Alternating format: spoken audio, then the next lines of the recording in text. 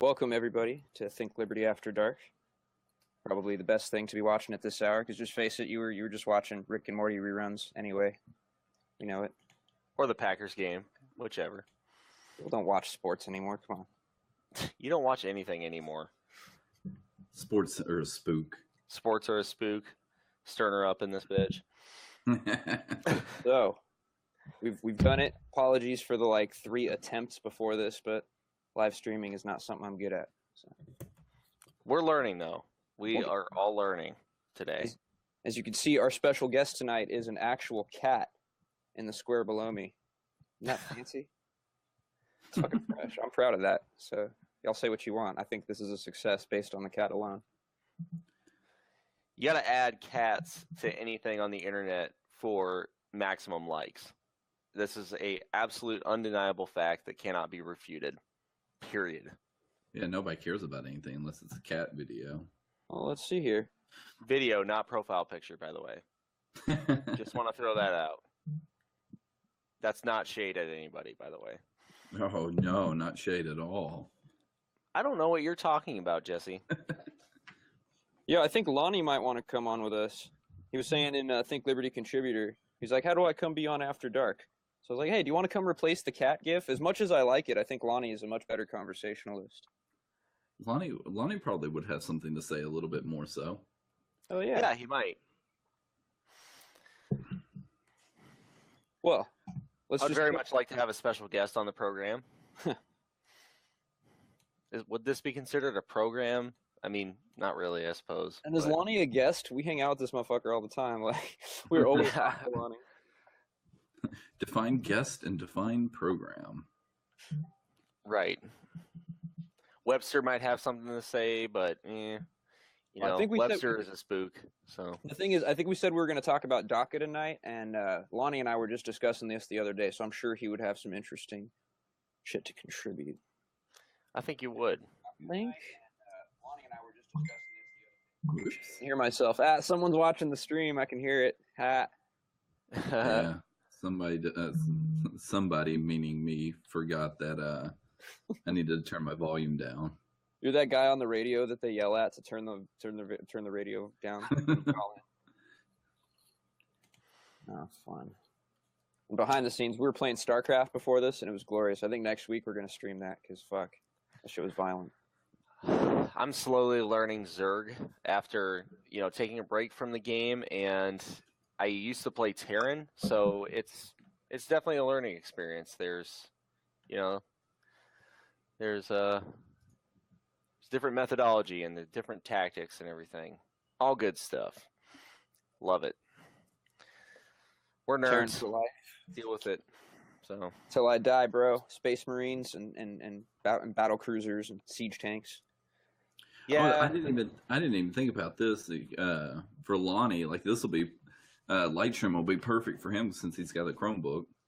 Oh, nice. Oh, absolutely. Yeah. I'm sorry, a literal cat, but you will be replaced by our friend Lonnie. I should go pull his Facebook too, so that'd be fun. I guess while we're waiting for Lonnie, we can go after the flag issue, I guess. Oh, let's go for it. All right. So, desecration of the flag or rendering respects to the U.S. flag in general.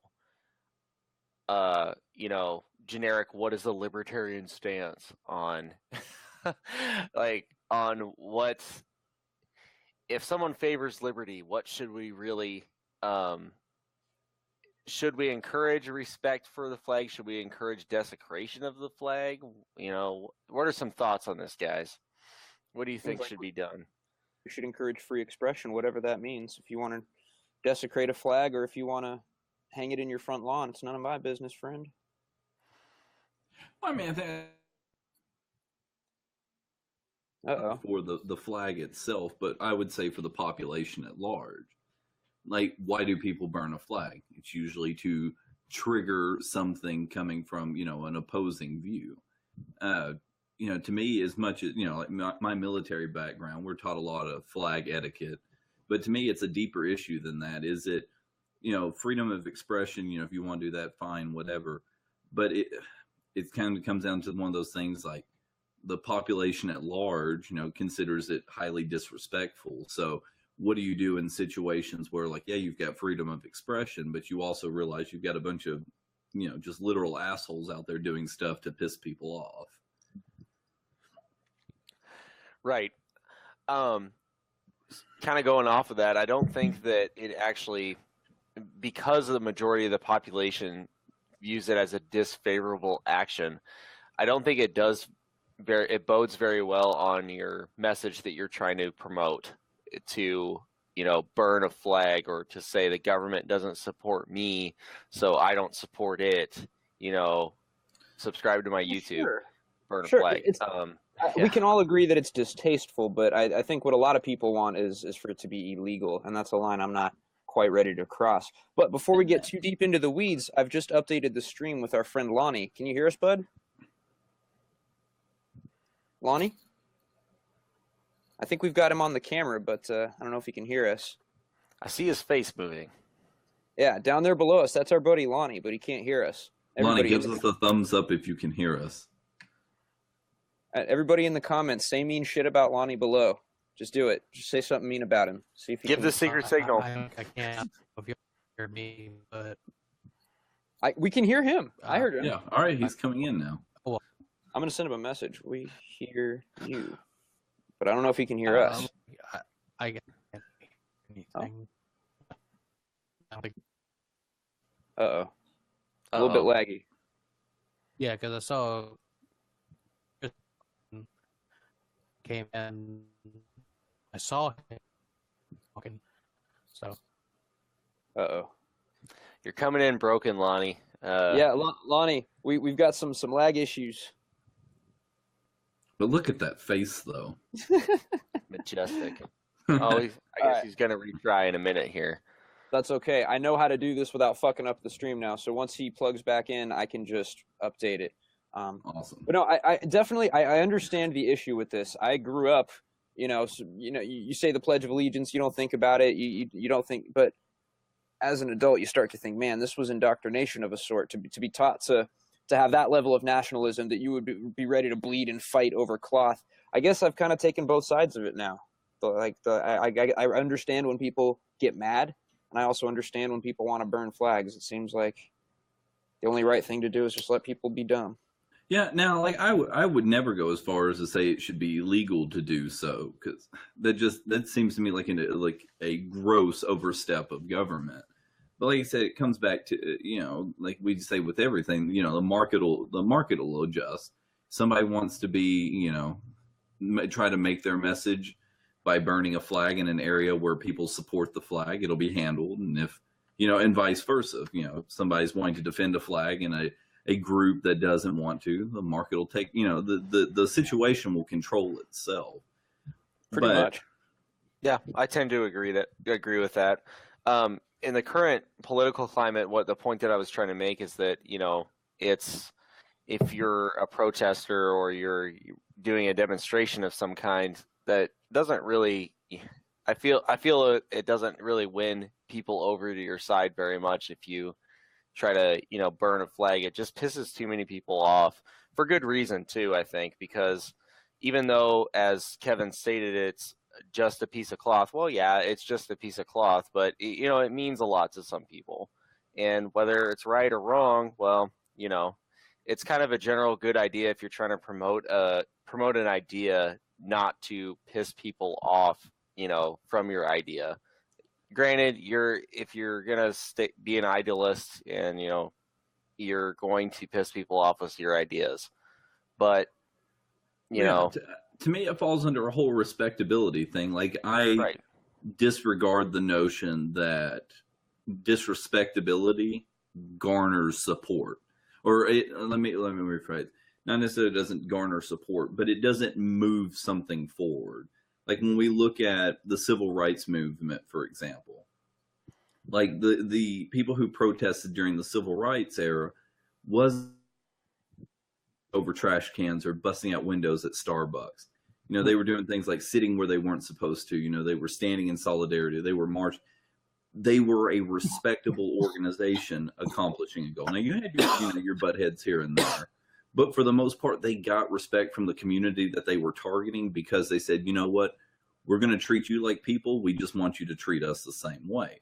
Whether, I know there's argument over the overall effectiveness movement and what, the further repercussions of that was. But like I said, I don't believe in being disrespectful causes good things to happen for a movement. Right. Absolutely. I would tend to agree on that. And so far as and I don't think there's any argument here whether you can burn a flag on your own property or anything like that. That's flag. kind of a you do with your property really what you want, as long as it's really not hurting anybody else. But when it comes to a public space, like if somebody was going to, burn a flag on a city street or in a pedestrian mall or something like that, does it create a safety hazard where maybe a local law would need to be enacted, which, most local ordinances already prohibit starting fires in public areas. But if this is related to burning the flag, is it a violation of the First Amendment? No, I mean, what you've said there is that arson laws are reasonable, and sure, you shouldn't just be allowed to start fires in public in certain instances, especially in California. Like, the entire state will light up if someone throws a cigarette out the window. So we got to be careful, Right, of course. So I think people get that a little bit misconstrued, where it's like, oh well, I can't express my First Amendment because I can't burn this flag out in public. Well, that's a pretty big thing. To me, it's one of those things that goes both ways. Just as much as I want the the First Amendment to be protected, I want it on both ends. Like, I don't think the government should be involved. Like, for example, what was it back around, what was it, New Year's, when that one girl was uploaded the video on Facebook of her pissing on the flag? Yeah. That was handled perfectly. Like, there's no need for any kind of government involvement. The social atmosphere will handle people like that accordingly. Like, that's why, like, and the whole thing about, lighting it on fire in public places, like, to me, I mean, that can fall back on a private establishment. Like, if I don't want people burning, stuff in my business, then I don't necessarily need a city ordinance or a law to handle that. I can do that as a private business owner and a private establishment. Right, of course. Well, and with go ahead, Kevin. Oh, my apologies there. It seems like all libertarians come down on the same side in this. Even if they don't like it, the libertarians who are completely patriotic, myself among them, you feel like, fuck, it's just not I don't care. You want to make an ass of yourself? That's fine. But deeper still, the question is, since this is after dark, let's get into the weeds, man. I've had a bit of a problem with some cognitive dissonance in that I am incredibly patriotic and also feel that nationalism and patriotism, these are poisonous things. So I wonder if you've had any of that struggle as well. Well, absolutely. I mean, I grew up as a more conservative person. I grew up very nationalist leaning, believing America was the greatest country in the world. And, in some ways, I still think it is. And I think it's definitely something that's good to be proud of. But you have to understand that you have to look at why this country is great and why it is good for people. You have to see the ideals that made up the country, and that is the basis of it is liberty and freedom, and the pursuit of happiness and all that other kind of good shit. So when you look at that, it's not just freedom and liberty for you, it's freedom and liberty for everyone. So even people that you disagree with. And when I kind of grew up a little bit and I started to realize that, it kind of became more apparent that, that people don't really, that people might not be as nationalistic as I was. And nationalism doesn't really coincide with liberty in some ways. And American nationalism is different, is a little bit different because we have these values that we cherish, and I think people confuse being nationalistic with being pro-liberty, and the two can be separate, and the two can also be together. Sure, yeah. Like, I mean, they're not mutually exclusive, but I mean, in some circumstances, they go hand in hand. Like Right. when we look at the fact that America was founded on liberty, and and the core principles of our foundation, yeah, you can be nationalist to that compared to other countries that would be formed. Like, I'm glad I'm American because we have this, and if we were elsewhere, we would have that. So nationalism in itself. It seems the rational conclusion of our philosophy, we're all libertarians, it seems that the state is evil is just something we've all concluded. That even our own government has done some pretty fucked up shit, and even though it's the best of the evils, it's still evil. It seems like we're fighting ideas here. We're saying that, hey, the state is probably immoral, and also, hey, my state's the best. Yeah, we're the best of a bad situation. Yeah, that's an ideal way to put it, I suppose. Not probably a good way, but realistic way to put it. But like I said, I mean, I don't think inherently, though, taking pride in one's country is necessarily like an evil or dangerous thing. Like, look at, like, for example, workers, or like, if you own a property, like, you want to be prideful of your work, or you want to be prideful of your home. So even if it's not great, you still want to make it the best that it can be. So I don't think the two are inherently, when they mesh together, that they're inherently bad. But we're looking at an agenda now where where they're taking a national, like, we got to look at the adjectives with this. Like, we're not talking about like national, like United States nationalism. We're looking at cultural nationalism, which is something that can't exist in America. Like, we recognize that America was found on a... It's geographical. It's not ethnic, perhaps, but it's based on, like, you live within my borders, therefore I care about you. And to illustrate that, bad shit happens in the world every day. There's mudslides in Pakistan. There's, floods and hurricanes, and people are dying, and natural disasters. Fucked up shit every day. But the moment something happens in America, everybody's Facebook is, and everybody all of a sudden cares. Everybody, a plane with 300 people crashed and everyone's dead. People are, whatever. And there were 2 Americans on board, and Americans are like waving flags now. We care. That to me does feel inherently dangerous, because I'm the same way. All of a sudden you say an American was hurt, and I feel, let's get that fucker. Who did it? You're beheading Americans? Let's get him. And that to me represents a danger that we all carry inside, this sort of willingness to favor those born within our borders. Oh, yeah, but look at that. That's human instinct to me. Like, look at countries like Japan, where if you're not Japanese by birth, you can't own land. I think this feeling of sympathy and camaraderie we feel for, like, people born within our quote unquote borders is just part of the human experience. Like, we recognize, like, we're, from the time we're born, we realize that this patch of dirt is ours, and everybody that lives in this patch of dirt is somehow connected to us. Bro. So I see why there's a more emotional impact on people here when it's one of our own versus Why? Why is it one of our... Consider this. I live in California, okay? And technically, the recent earthquake in Mexico was closer to me than anything to happen in New York. But 9/11 hit a lot harder than anything that happens in Mexico. Why?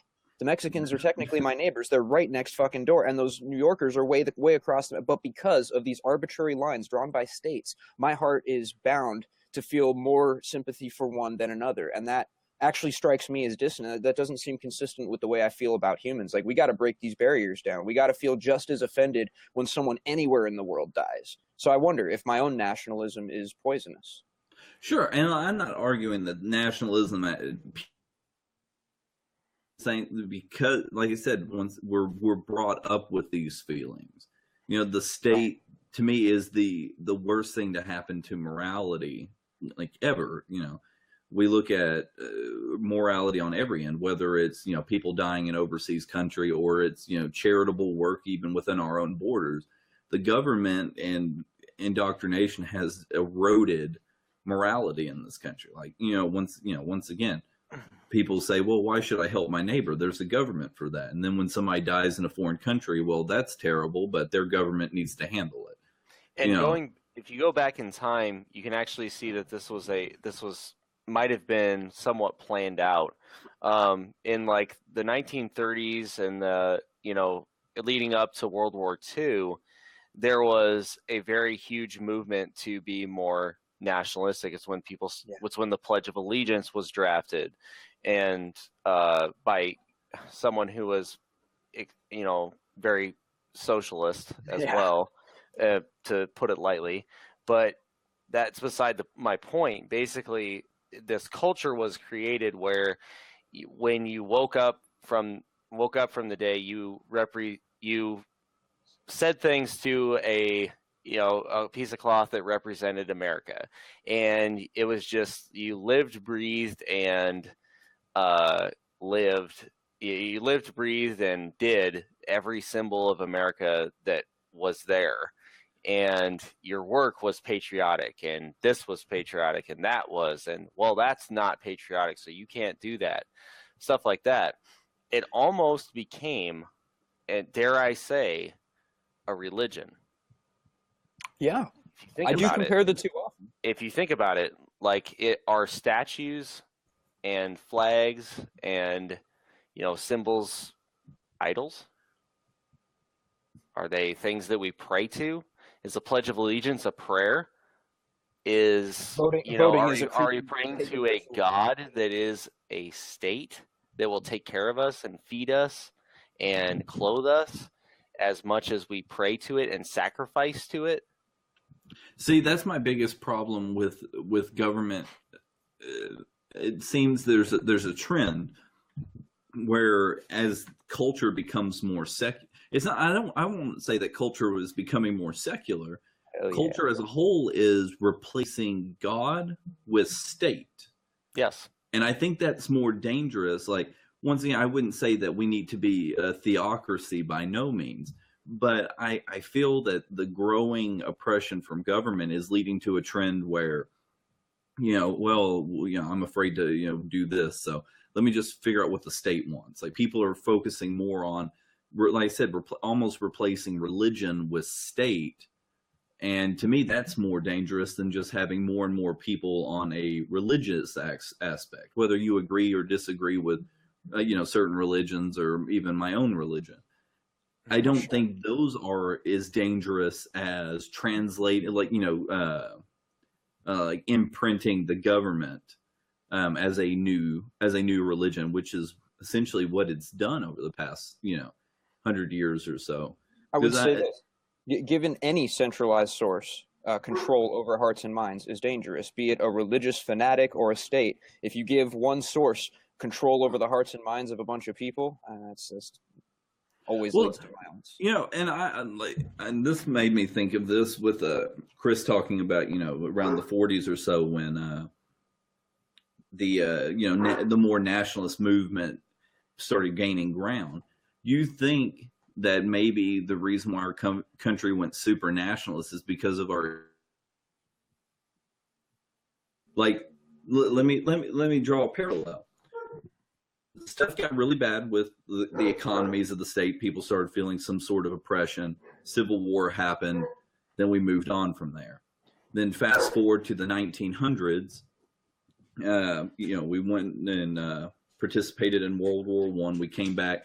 Economy started tanking. We hit the Great Depression. I almost wonder, and I haven't done enough research into it, but I almost wonder though if there's, the push for super nationalism was a way to avert a second civil war when the economy crashed.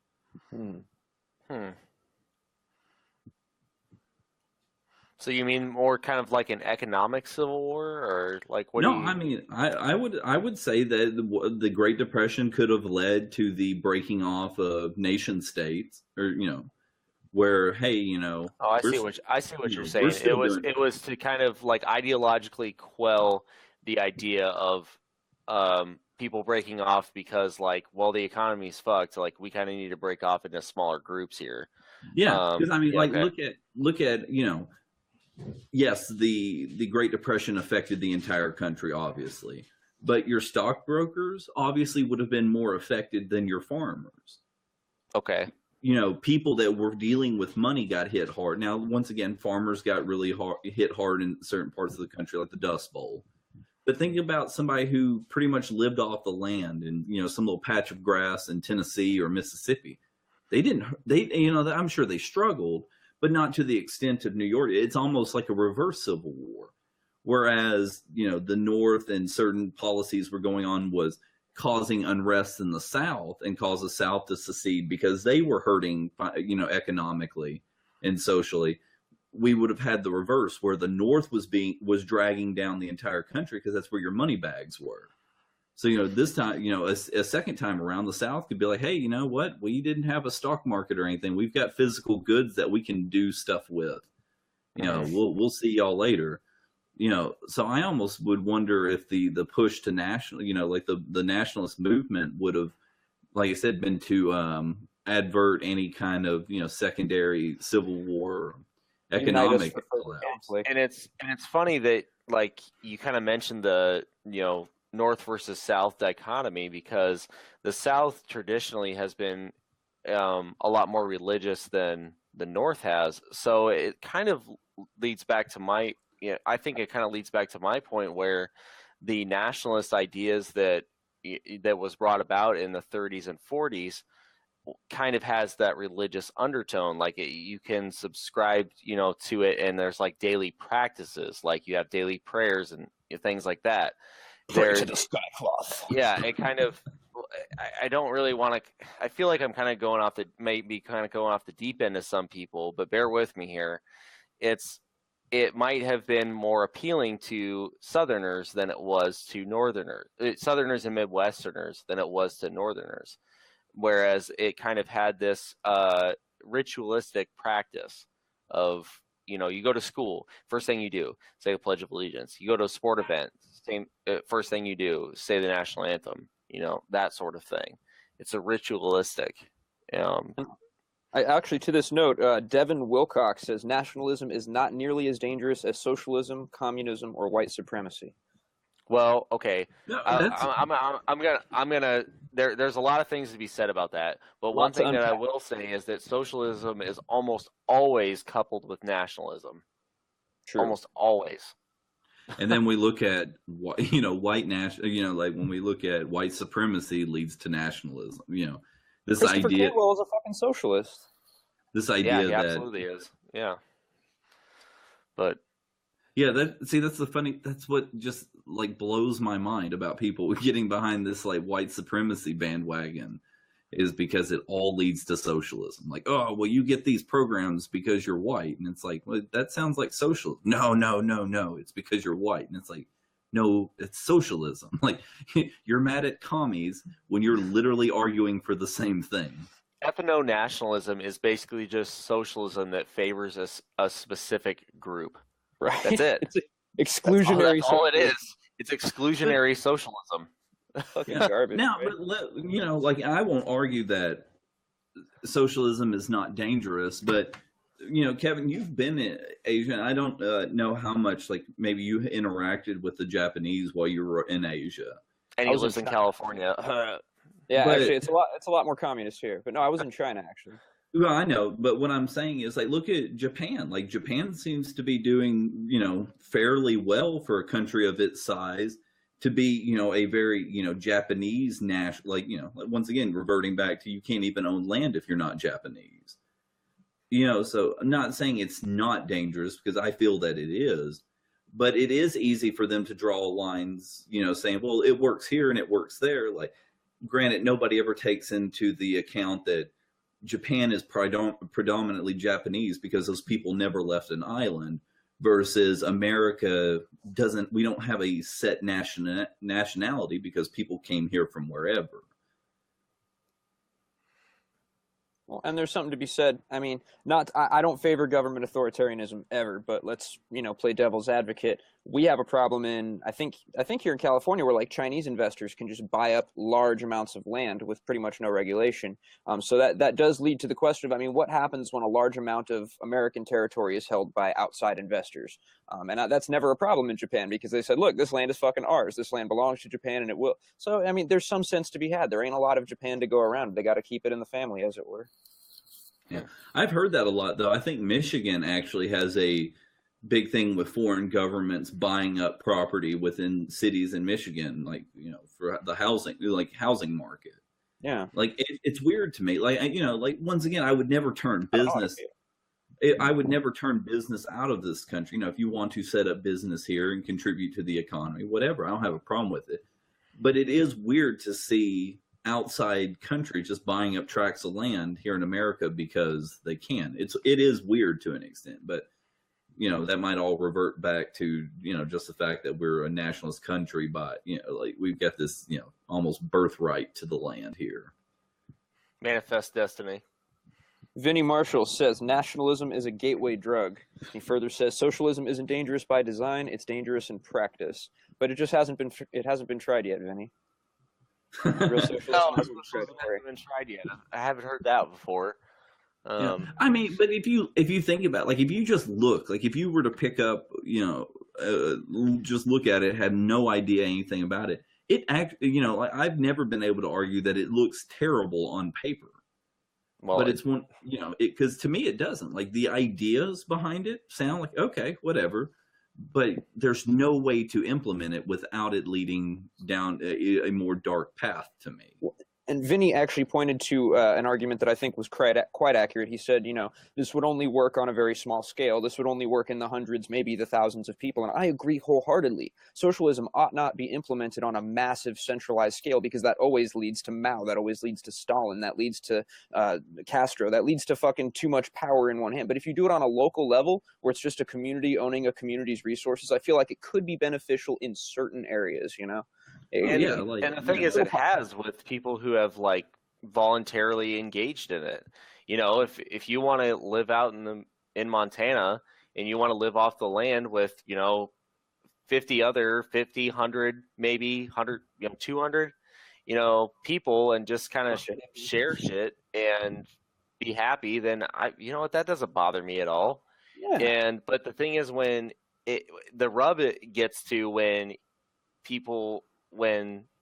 these people who hold these ideals want other people who don't want to engage in that system supporting them, and that's a huge rub in our country right now. And I feel like on the right, with the right wing spectrum of things, whatever that means anymore, with immigrants and welfare and all these other things that we're kind of pointing to right now, that we're engaging in a system of socialism and that supports people who don't contribute.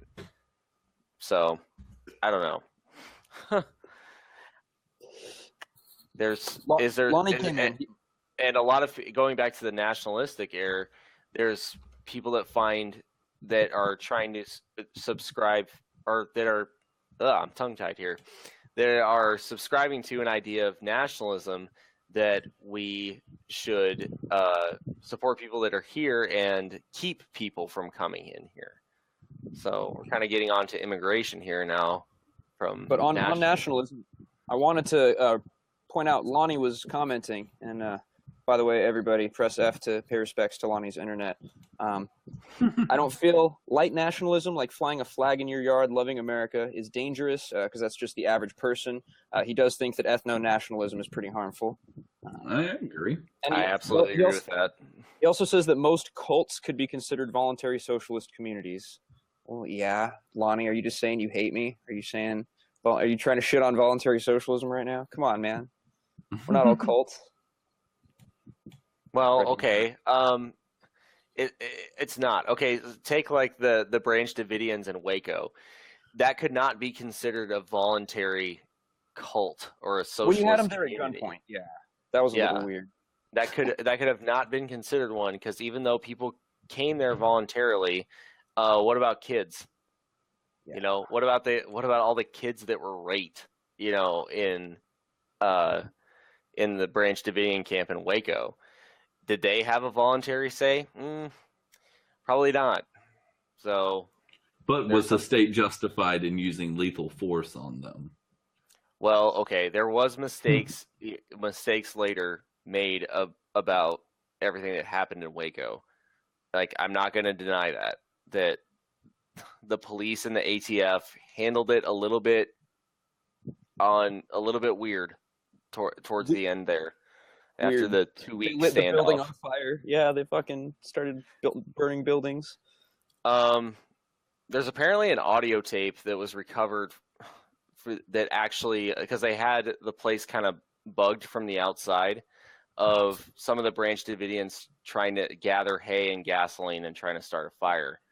So there's speculation that they actually started the fire, but I don't want to get too much on that issue. But anyway, who knows, man?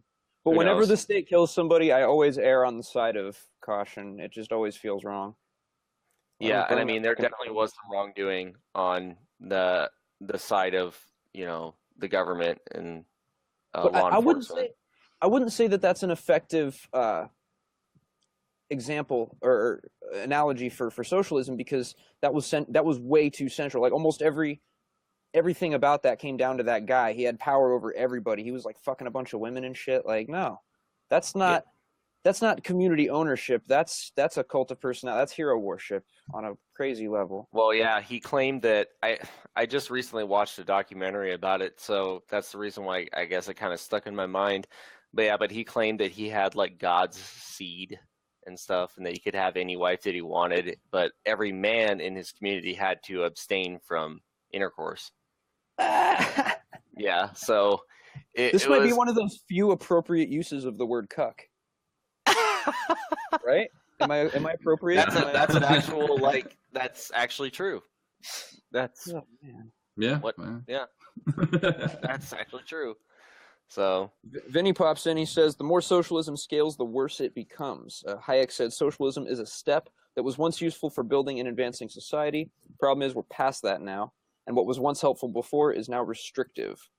Yeah, no, I think on a large enough scale, I have to cede that point. But I would still say that, you know, there are instances where collective ownership of a local resource or industry could be ethical, could be beneficial, could be profitable, and it doesn't need to be exclusive with capitalism. The two can exist together. You know, it can still be for profit. There can still be free industry, and that's how I would prefer it. yeah, So people can like form land unions and guilds and everything like that, as long as it's completely voluntary on all the parties associated. There's no problem with that in a pure capitalistic society. And you know, David Friedman makes that pretty clear in a lot of his writings. So does Murray Rothbard. But anyway, going full ANCAP on us.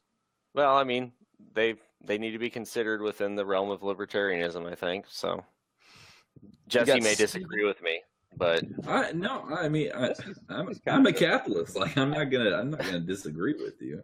yeah, I just find a lot of fault with any kind of economic model after.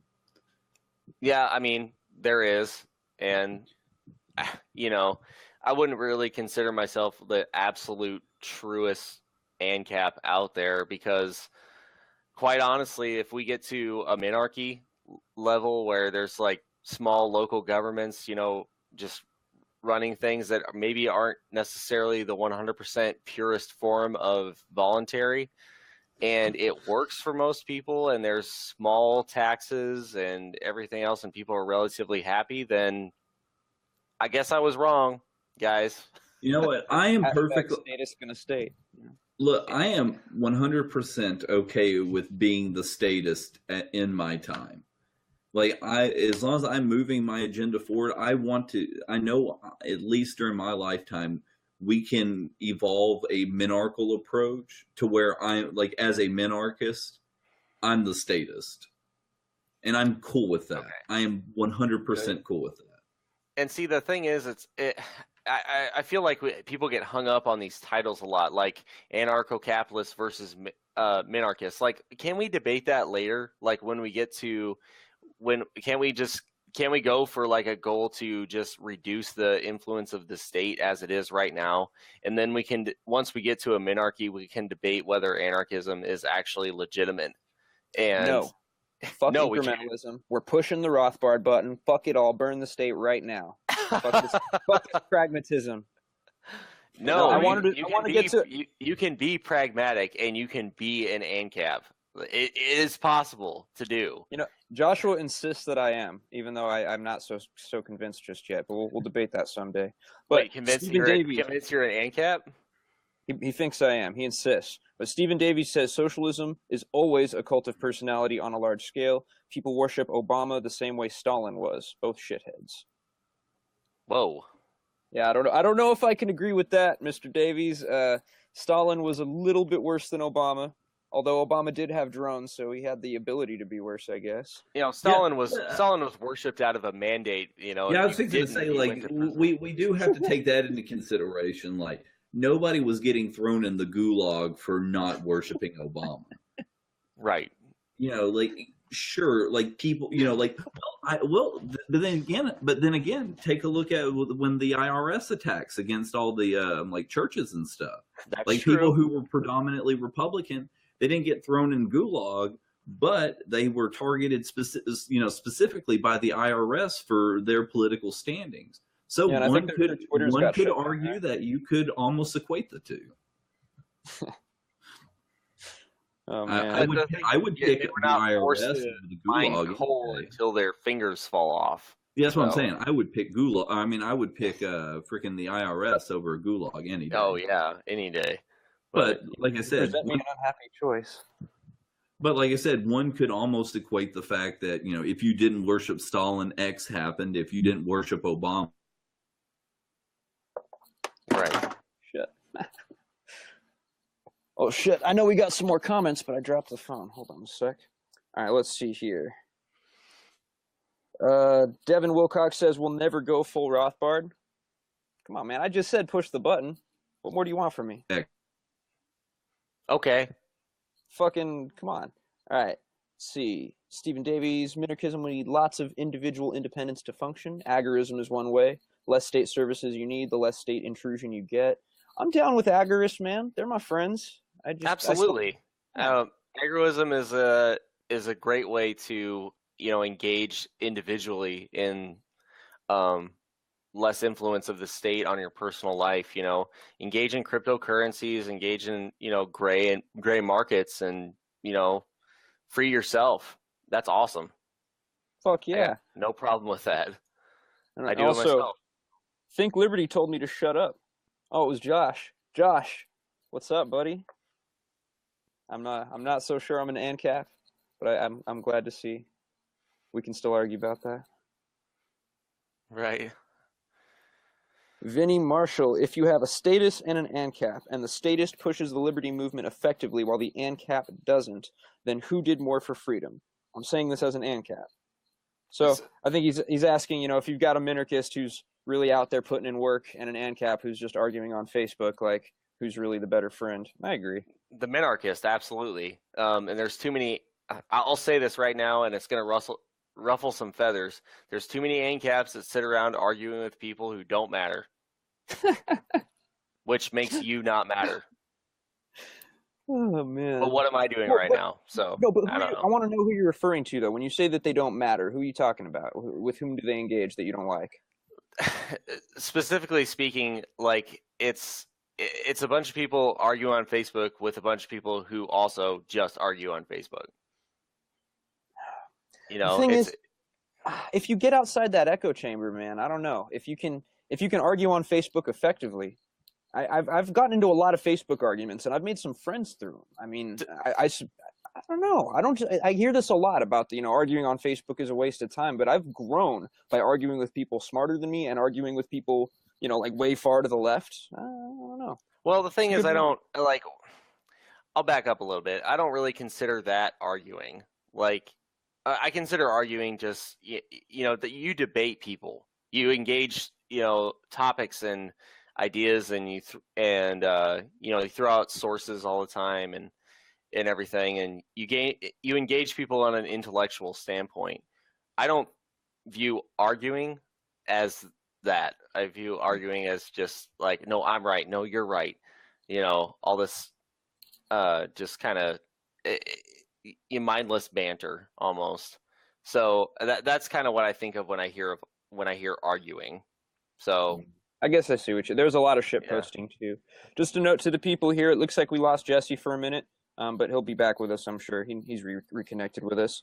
I wanted to point out we got a question I wanted to address. Okay, Christopher Cromwell said, "What group of people do you think would be easy to convert to supporters of liberty?" Dude, Antifa and the Bernie Bros, son. These anti-authoritarians that are ready to march in the street in masks, ready to fight and break shit, ready to clash with cops. They are misled about a couple of things, economics mainly. But dude, they are fucking friends in disguise. We bash them and we don't like their techniques, and I'll be the first to say I've disapproved of almost everything that they've done. But some kids on the far left, some just impressionable, like 17, 18-year-olds on the far left, they're just libertarians waiting to be converted, man. They're one good conversation away from realizing how much they care about individual freedom and stuff. Oh, let me feed Jesse back in here, but 1 second.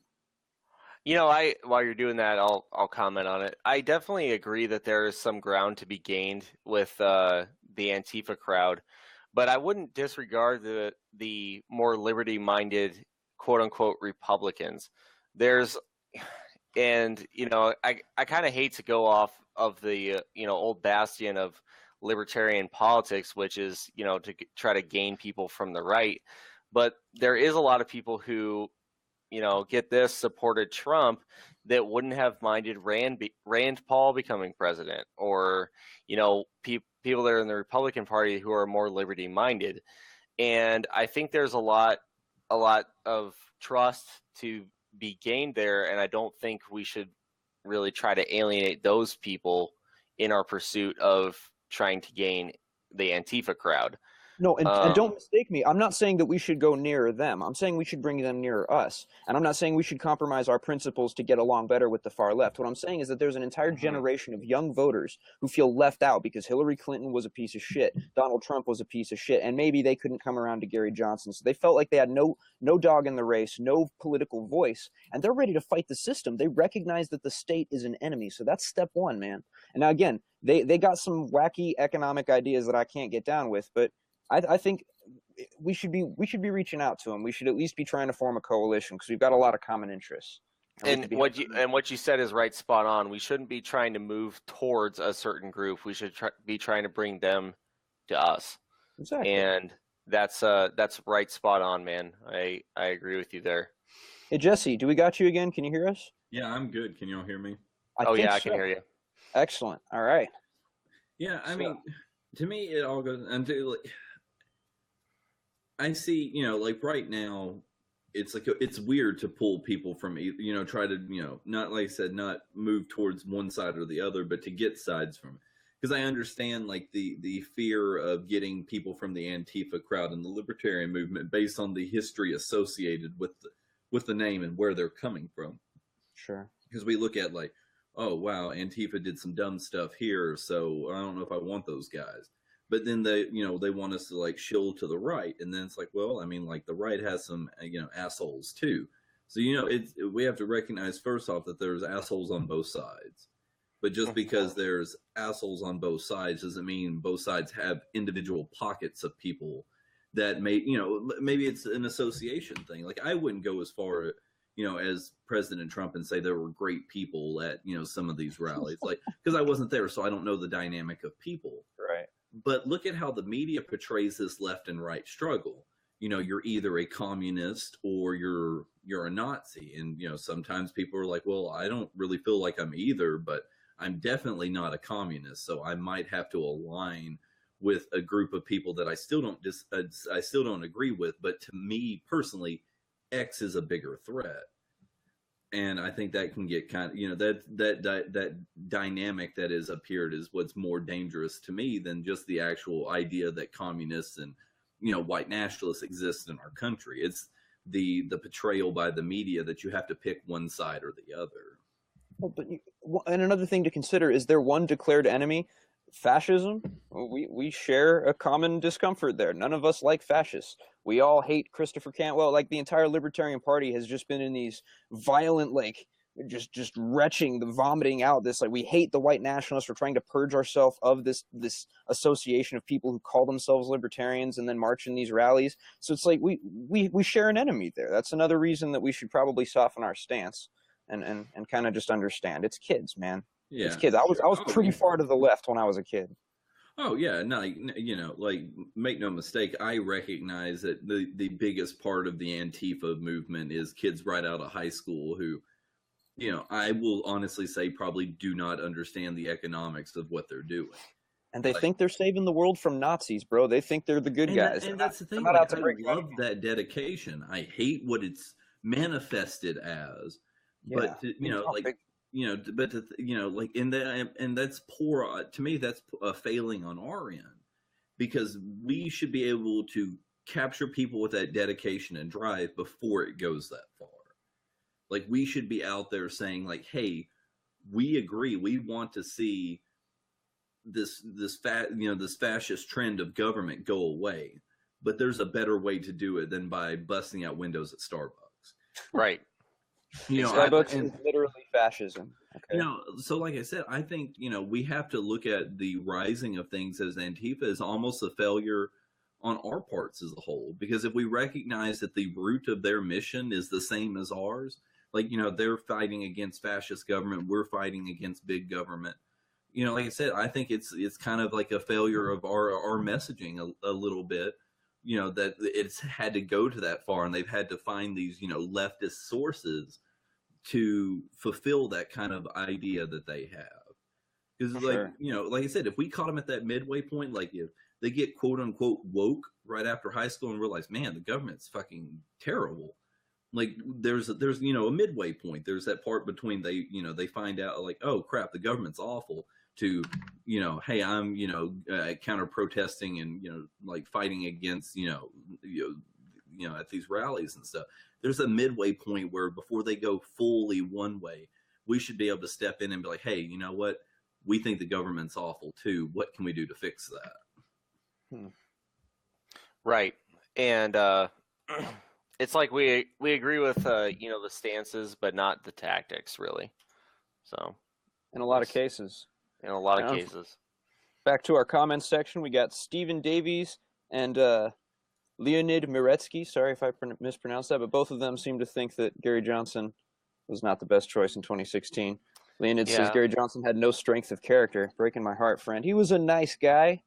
He was cool. But he further says maybe recruiting is not the best idea. Maybe building coalitions is the best strategy. I've thought about stuff like that too, right? Just find all these little third parties and get them all together. Get the Green Party under our tent. Get everybody united against the duopoly. And see, but that's the thing, and that's one reason why when I left the Republican Party, I joined up with the Libertarian Party versus some other things that I could have joined. Let me take that back a little bit. When I left the Republican Party, I joined the Tea Party movement. I was, county patriot. Oh, wow. Yeah.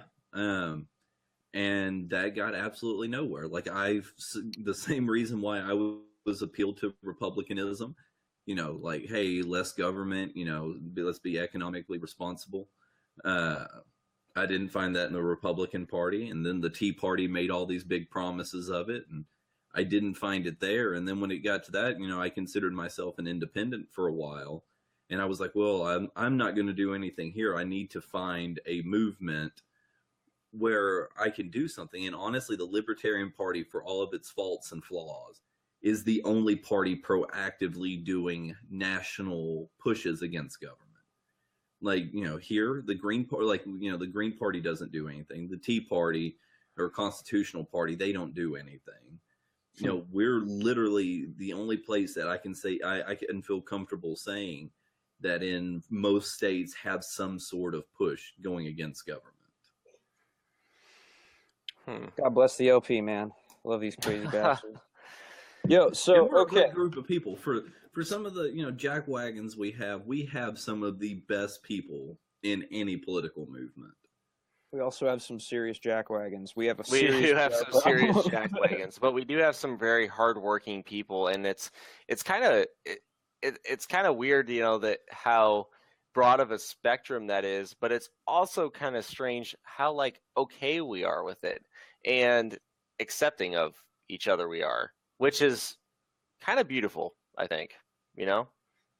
We're all kind of weird and we're all kind of different, but the thing is we have a somewhat common goal in mind, and we work towards it in whatever weird ways we can. And to that end, our friend Caitlin Cloven says, "Fuck the government," and she also went on to say Jesse is a statist. So I don't know how you want to make that one. And I haha reacted to that. Tracy Wood says, "I second Caitlin." You're getting shit on in the comments, bro. I could have loved reacted to that, but I haha reacted to it. I just want to make that clear. Like I said, I will fully take up the mantle of being a statist, in 20 years when we have demolished the federal government. Like I said, I would like to see, have faith that, somewhere down the line anarchy is feasible, but once again, I'm an incrementalist. Like, I think the best path, if the long-term goal is anarchy, it has to stop through minarchy. And I'm cool with my life's work, and it makes me become the statist. Like, I am perfectly okay with having these philosophical arguments with the younger generations when they're like, oh, you and your city government are just oppressive, and I'm like, well, all right, yeah, I remember when we had a federal government that was awful. I'm okay with that. Like, and then when I pass on, they can take up the mantle and finish my life's work. Playing that long game. Mm-hmm. Dude, that's all. Politics is a long game. Caitlin, quit joking around. I don't know when you're serious. Jesse's a statist. He just said so. Lonnie's mad at me for ignoring him. Lonnie, I'm so bad at reading and talking at the same time. That's too. He asked about ethnic minorities that already practice libertarianism. Quit acting like it's playing identity politics to do outreach to them. Is what he says. Right. He says Black, Mexican, and Asian communities already practice libertarianism. See, I can't speak to that because I don't know the dynamics of the cultures to agree or disagree with that. I reject identity politics on a fundamental level. Like, I have no interest in preaching to you based on your ethnic background or coding my message in a way that would sound better to you based on what I think you want to hear. I believe that I am right on principle. I've done some serious introspection. I believe the non-aggression principle is the one universal truth, the one thing that is right all the time. I shall not do violence to you unless you do violence to me. That is like the only thing that fucking makes sense to me. So I'm not trying to wrap it up. I'm not trying to sugarcoat it. I think that I'm right. And I think that you're going to listen no matter where you're from. And if I can't win, if I can't convince you that I'm correct on principle, then I need to change. I don't need to work on catering to you. I need to work on my communication. Right.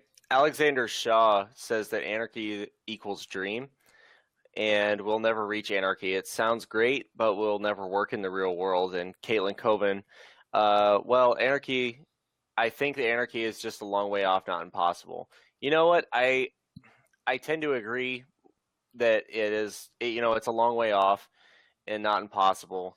But it is a dream, But I think it is a.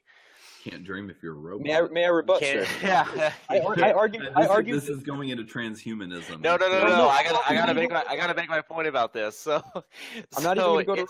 It's a dream in the way I see it. In a dream as a way, it's like some people talk about the American dream. Like, well, it's kind of unsustainable and something of a fantasy, but I think it's a goal that I'm kind of motivated to, like, maybe, just maybe, it keeps me motivated. And if some people are motivated, but once again, I will if some say people are motivated by minarchism, then you know what, I'm right there with them.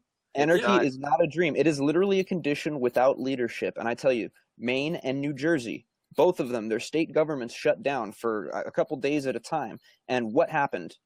Absolutely nothing. People went to their jobs. Planes didn't fall from the sky. People didn't turn to cannibalism. The stores still had food at them. The government just wasn't there to take a bite out of everything you did. Anarchy isn't a dream. It isn't this crazy, fucked up imaginary world. It's literally the natural state, a state where no one is there to tell you how to live your life. That's the natural condition, and it precedes this weird, monopoly we've built for ourselves. Sure. I don't understand why people think it's this far-fetched condition when, in fact, it's existed within our lifetimes.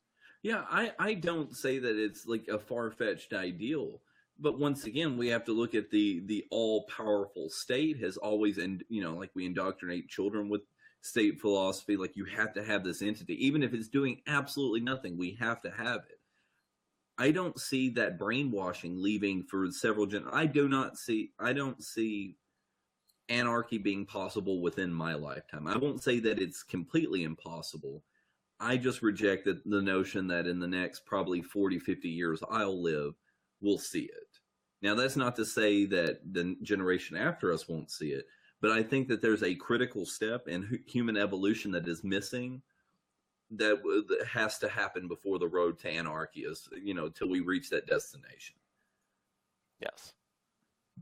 Like, I think that there's one or two more critical human evolvements coming. And who knows, they might be within the next 20, 30 years. I mean, look at how much stuff has progressed, since, since the Cold War. We look at, the end of the Cold War in the, 70s and 80s, and look at how far we've come since then. So who knows, it might happen within my lifetime. I just would rather err on the side of caution. Right. Well, friends, I don't want to cut us short, but we are about an hour in. So I don't know if we want to keep our promise that we were going to keep to an hour, or do you want to? You know what? Deep? The comments are still rolling in. So. Oh shit! What's going on? I'm not Tracy looking at the screen. Wood just commented that anarchy scares the shit out of normies. So. Good. And honestly, I think it is. But when we talk about anarchy, there is a negative connotation that's built up to the word, that it means the anarchy means lawlessness, that it means chaos, and there's that's a huge misnomer that anarchy would not have laws, that it would not have arbitration committees and private security, all this other kind of stuff. Sure. And I think that's kind of and that's one of the reasons why I don't. If I was to put a pin on what I actually believe, it would not be anarcho-capitalism, just because of the negative connotation of that anarchy carries with it, but some other things, not just because of that, but there's some other things with it. It would be voluntarism. So yeah, anyway. Look at, like, let's say, for example, like, you work at McDonald's, and one day your general manager doesn't show up, but everybody else shows up. People still work the cash register, so people still work the grill. People still, like, there's certain functions that we just become accustomed to. Like, just in the absence of leadership doesn't change that structure. Exactly. And and look at it in most cases, like, most circumstances using like still holding on to the fast food model. Even when the manager is there, they're usually doing nothing for the majority of the time. They have like one or two crucial functions that might either, might further something along, but for the most part, they don't really do anything. So, knowing that you have a useless position and knowing that without that position, things still happen as normal, why do you, like, it's getting down to that thing of, the pulling that piece out of, the human psyche where I have to have somebody making sure that I do what I have to do, because we already recognize that, if they call in sick and they don't show up, I still do my job. So why do I need that person there at all? Exactly. Fuck them. Cut out the middleman. Right. And I'm still in favor of anarchy by deceit. Anarchy by deceit. Yeah, a puppet state. I would like to see, like, everybody already makes a joke that, the White House now has become, just an extended version of the Celebrity Apprentice. Follow me through this. Like, what better way to get through anarchy than by by making people think that there's a government telling them what to do?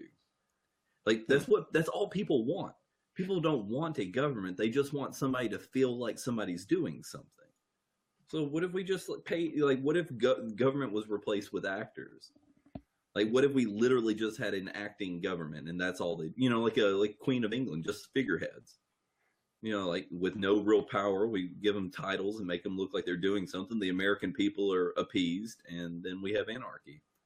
I don't think we should elect false prophets for ourselves. I don't think we should build these constructs of elusive leadership and this false authority. Fuck all that, dude. No, just free your mind, dude. Just rid yourself of this notion that you need Big Brother to look out for you, because they never have your best interests at heart. And even on that rare fucking occasion where they might want to do something nice for you, they put their thumb on the scale and they fuck everything up. So just don't why bother? Why bother, man? Because I don't want to pay for reality TV when I can watch it on the news for free.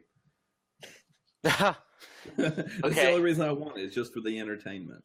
So here's what we do. We convince these politicians that they're still in charge of stuff, and we let them go on with their parliamentary meetings, and we film them, and we let them declare war on each other and shit. But it's all just a reality TV show, and every month we get to vote a senator off the island. It'll be great. Exactly. That's what I'm getting at. It feels like they're doing something, and they're totally useless. But it's entertainment for them. What if it already is? Oh my gosh, mind blown, right? Tinfoil hat Alex Jones meme posted. Devin T. Wilcox says, "Does anyone remember in Spain when the government shut down for quite some time?" And that was a couple months ago, well, almost a year ago now, wasn't it? Where the federal government in Spain basically shut down, and it was just as Jesse mentioned, people still went to their jobs, they still, had normal day-to-day lives without really the government being quote unquote functioning. It was still around, but it wasn't functioning at the time. So my problem with government shutdowns, though, is the fact that everybody applauds when the government shuts down. They get so excited and they're like, "Yes, government's gone for a day." And Ron Swanson smile. And it's really not as good of a thing as we would perceive it to be. Because guess what? When government shut down, everybody's like, "Oh, well, look, it's going to save the city so much money because the city government shut down." Well, that's false, because those people usually get back paid, and usually with several incentives, for inconveniencing. So usually government shutdowns cost more than if they were to function for the same amount of days. Especially when our federal government, quote unquote, shut down for the 2 times that it did, because they actually hired more police to protect the parks that they quote unquote shut down, so because the government wasn't functional. And what happened when they pulled that political bullshit and they tried, "Oh, look, we're just gonna not come to our jobs"? What happened? The entire country shat on them. We lost faith in them. The news media was harsh. We basically said, "Look at these pussies. They can't do anything. They can't even sit down and make laws, because they have to just flip up the board because they can't come to meet with each other." That lays bare the fallibility, the built-in failure of government. It makes it clear for everyone to see. This isn't tinfoil hat shit. This isn't just, "Oh, I think the government's crazy." No, this is, you can look at it and you can see this is a bunch of children, a bunch of overpaid children in expensive suits running your life because they don't think you can. And I think that should be offensive to everyone. And thank God that the government keeps shutting down, because people will soon realize that we really didn't need them all that much. Also, Lonnie Dupree says, "Cough McCity's cough." He did write an article about McCities, so shout out to Lonnie. Anybody who's watching should go to thinkliberty.com and go read his article about if McDonald's controlled all of this. I imagine it would be very simple. There was actually I think you mentioned in the article too, there was actually a city in, what was it, Taiwan? I'm trying to think. That was actually a mixed city. It was a privately owned, actual city. Don't they have something similar to that down in close to Atlanta? Yeah, I think so. Yeah. If I'm not mistaken, if somebody knows about it, post it in the comments. I'll look it up. But I'm pretty sure they have a whole area set up, a small city that's completely privatized down to the police department. Man, wouldn't it be weird if in Lonnie's theoretical mixed city, diabetes was down and health was up, for whatever reason, the people who eat fast food and the McWarlords, like they're all just perfectly healthy. Well, look at the reason why some things are, so like look at smoking. Smoking, everybody used to, I mean, literally everybody smoked back in the day. Sure. And it's not been up until recently that, people, there's been all these anti-smoking pushes and, the threat of cancer has risen. But if you look at the FDA's involvement with the tobacco industry, it's the same time we started seeing a lot of negative side effects of smoking. When the FDA started saying, well, you have to put this chemical and that chemical in it, or this and that, you have to grow it this way. That's the government, having the government involved in those processes make things more unhealthy than what they might already be. I would not think it far-fetched to, have this like mixed city with all of its junk fast food still have a healthier population, since the government wouldn't be able to tell them how to produce the food. That I would be willing to say that they probably would have healthier statistics than the outside population. Right, and there's something to be said with like crop subsidies and other things like that, like ethanol initiatives. And we're finding out that like ethanol is actually pretty bad for your car, and that it shortens the life of it and everything else, because we're, get this, burning food in our car, which is probably the biggest example of like idiocy I've ever seen in my life.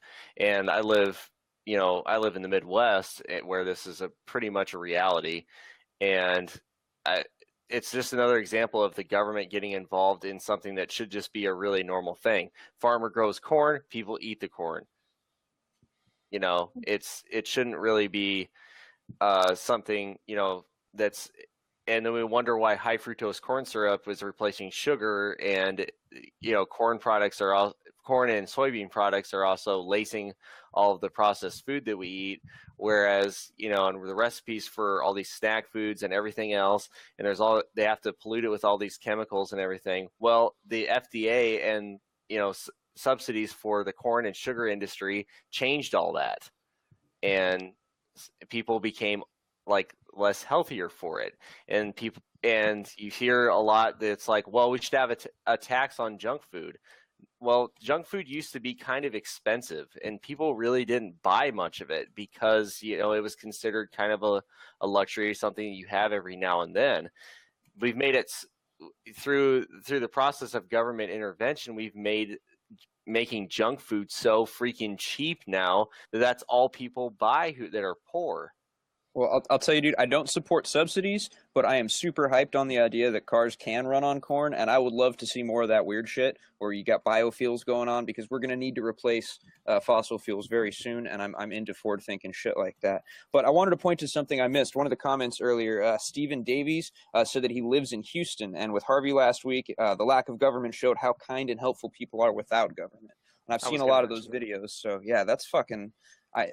good on those people, and to Steven, be safe out there, bud. Right.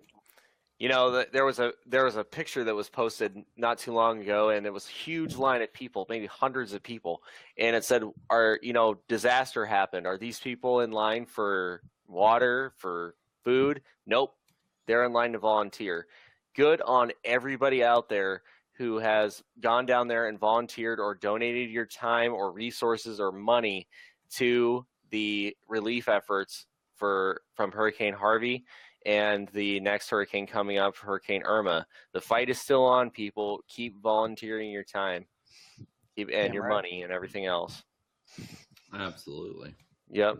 This is definitely a way where volunteerism and people helping out other people can passionately and that can come through.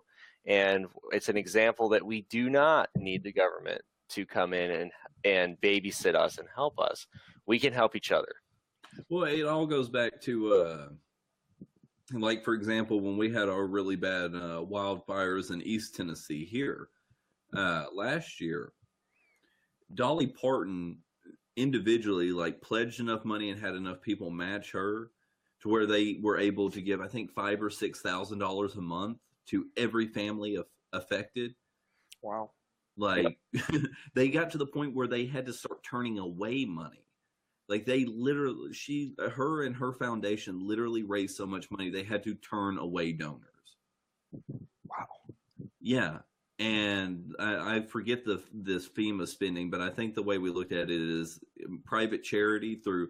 I mean, you can still to this day go on GoFundMe and look at $10,000 raised here, 30, 40, 50, $100,000 raised by all these like individual little groups. I mean, the Kroger Corporation gave away a ton of, hundreds of $1,000s worth of foods to the family affected. Lowe's and Home Depot gave, thousands of dollars worth of building supplies. If you put all the private contributions together, they outspent the disaster relief from the government about 3 to 1. Yeah. Nice. Now, I want to call this out too. Oh, I'm sorry. What? By the time FEMA rolled in, which was way after the fact, like everybody was like, "Oh, we already got stuff. We don't really need you." Yeah, they're really the first ones on the scene. And Caitlin Cloven posted something that we really got to say. Shout out to the Liberty Coalition for Disaster Relief for being the libertarian solution. They have been awesome. So I really wanted to say their name out loud. Absolutely. Yeah.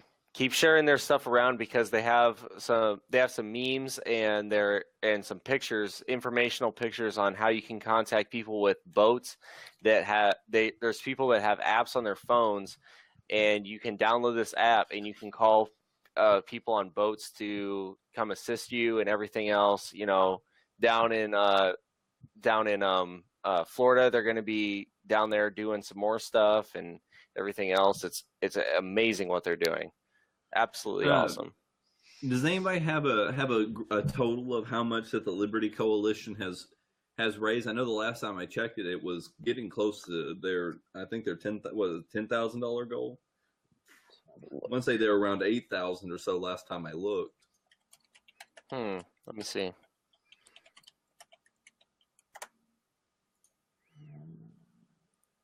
I'm pulling up their GoFundMe. They've got 9,250 of their 20K goal. Okay, it was 20K. All right. But still, I mean, halfway there. And we're not talking about, some huge nationally recognized corporation or some celebrity individual. We're talking about just a group of volunteers that are putting things together who, a feat like that to, for a unheard of group to, in a short amount of time, raise almost $10,000. That blows my mind. And bro, you know what? I'm looking at the one of these donors here is Larry Sharp. Larry Sharp threw $500 at this. This is what I'm talking about. Libertarians coming together to help people. It's beautiful, man. I'm so proud to be a part of a movement full of people that actually care about stuff. They're putting their money where their mouth is, and they're out there trying to make the world a better place. I'm moved. Oh yeah, it's incredible. Absolutely, it's amazing.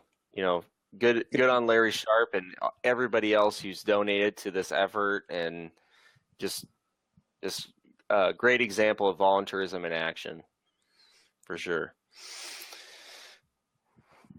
Damn, guys, we're an hour and 20 minutes in. We went a little bit over. Do you have anything else you want to get to? You want to get some last minute thoughts in there? Now you're on the spot. Yeah, of course. Put me on the spot and I can get shit to say. Okay, next comment gets a 1-sentence answer from everybody. Go. God, they're gonna ask some fucking dirty shit now. Yeah, they are. A 1-sentence answer. We must answer in the form of haiku. Go. I don't know how to write a haiku. I didn't learn that in school. 575, son. Syllables. Yeah. Okay. You could do it. That's a lot of numbers and it's too complicated. I don't know. All right, so the entire next session we'll just teach you how to write haiku. It's going to be a session on poetry. Okay, very good. Just do slam poetry. Oh, of course. The one topic we didn't get to is of course. I know. Stephen Davies pops in opinion on DACA. Now that's what we were going to sit down and talk about tonight, Stephen. But as you see, we fucking have no clue what we're doing. We just get on here and just talk about shit. I don't know if we should save that for next time because that's like a whole hour's worth of conversation right there. We were talking about this behind the scenes. What do you guys think? That definitely is a topic for next time. Should we give them one? Should we give them 1-sentence answers? I mean, we promised we would. Yeah. Are we men of our words? All right, give them a 1-sentence answer, but let's not spoil the main juicy parts of it.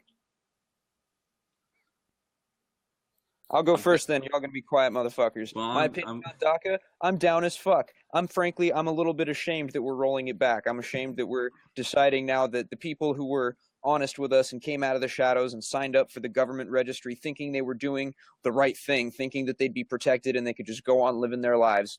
Psych, pull the rug out from under you. Fuck you for being honest, and now we can deport you. Nah, man, I'm not down. And I live in California, so I know I'm biased, but I got friends going to my school right now who are just, they're Americans to me, but maybe not to my government. So that's maybe not a sentence, but it's how I feel about DACA. It's a paragraph. Fuck. I talk without punctuation. Okay, I'll go next. DACA was originally unconstitutional. Not that I care.